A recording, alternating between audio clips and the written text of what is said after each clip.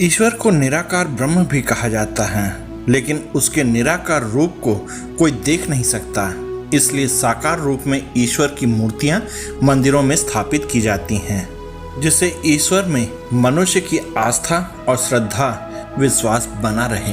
हिंदू धर्म में भगवान की खंडित प्रतिमा की पूजा करने की मनाही है। इसे अशुभ माना जाता है। ज्योतिष और वास्तु में भी ऐसा करना ठीक नहीं माना जाता। लेकिन देश में भगवान श्री कृष्ण का एक मंदिर ऐसा भी है जहां अधूरी मूर्ति की पूजा की जाती है। यह मंदिर उड़ीसा के पुरी में स्थित भगवान जगन्नाथ का है। सदियों से यहां भगवान की अधूरी प्रतिमा की पूजा की जा रही है। भगवान का यह विग्रह अपने आप में अनुपम और अद्भुत है। ऐसी मान्यता है कि भगवान इस मंदिर में सशरीर मौजूद हैं और उनकी सेवा उसी रूप में की जाती है। भगवान भी सामान्य मनुष्य की भांति बीमार होते हैं और उनका उपचार किया जाता है। हर 12 साल में इनका आवरण बदल दिया जाता है। भगवान जगन्नाथ का मंदिर उड़ीसा के पुरी शहर में स्थित है। यहाँ भगवान जगन्नाथ के साथ उनके भाई बलभद्र और बहन सुभद्रा की भी पूजा की जाती है। पुरी में जगन्नाथ जी का मंदिर का निर्माण 12वीं शताब्दी में किया गया था। कलयुग के प्रारंभिक काल में मालव देश पर राजा इंद्रदुम्न का शासन था। वह भगवान जगन्नाथ का भक्त था।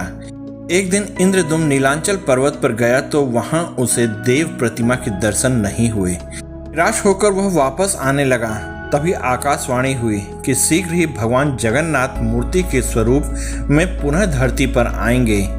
यह सुनकर वह खुश हुआ। एक बार जब इंद्रदुम्न पुरी के समुद्र तट पर टहल रहा था, तभी उसे समुद्र में लकड़ी के 2 विशाल टुकड़े तैरते हुए दिखाई दिए। तब उसे आकाशवाणी की याद आई और उसने सोचा कि इसी लकड़ी से वह भगवान की मूर्ति बनवाएगा। तभी भगवान की आज्ञा से देवताओं के शिल्पी विश्वकर्मा वहां बढ़ई के रूप में आए और उन्होंने उन लकड़ियों से भगवान की मूर्ति बनाने के लिए राजा से कहा। राजा ने तुरंत हाँ कर दी। तब बढ़ई रूपी विश्वकर्मा ने यह शर्त रखी कि वह मूर्ति का निर्माण एकांत में करेंगे। यदि कोई वहां आया तो वह काम अधूरा छोड़कर चले जाएंगे।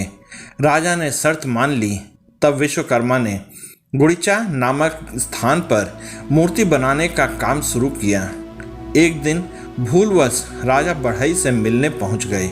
उन्हें देखकर विश्वकर्मा वहां से अंतर्ध्यान हो गए और भगवान जगन्नाथ, बलभद्र व सुभद्रा की मूर्ति अधूरी रह गई। ये आकाशवाणी हुई कि भगवान इसी रूप में स्थापित होना चाहते हैं। तब राजा इंद्रदुम्न ने विशाल मूर्ति बनवाकर तीनों मूर्तियों को वहां स्थापित कर दिया। भगवान जगन्नाथ ने ही राजा इंद्रदुम्न को दर्शन देकर कहा कि वे साल में एक बार अपनी जन्मभूमि अवश्य जाएंगे। स्कंद पुराण के उत्कल खंड के अनुसार इंद्रदुम्न ने आषाढ़ शुक्ल द्वितीया को प्रभु को उनकी जन्मभूमि जाने की व्यवस्था की। तभी से यह परंपरा रथ यात्रा के रूप में चली आ रही है।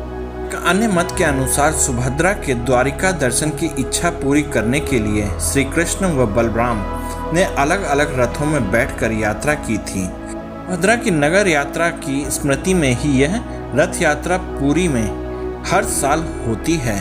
अगर आप लोगों को यह वीडियो पसंद आई तो कृपया लाइक, शेयर और सब्सक्राइब कीजिएगा। साथ ही आप इस वीडियो में मेरे साथ बने रहे इसके लिए आप सबका बहुत बहुत धन्यवाद और जय हिंद दोस्तों।